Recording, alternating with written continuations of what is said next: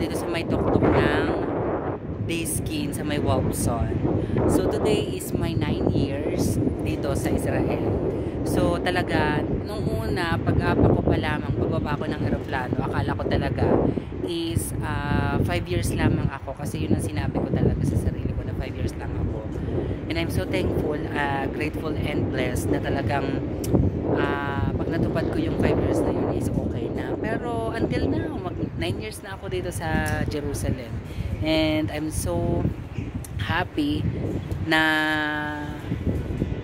yung marami rin akong natulungan, marami akong naging part ng buhay ko dito ng bonggang-bongga dito sa Jerusalem, dito sa Holy Land. At syempre piling-pili talaga at yung gustong makarating dito sa Holy Land, and talagang napaka-bless ng bonggang-bongga. Thank you so much everyone, and love.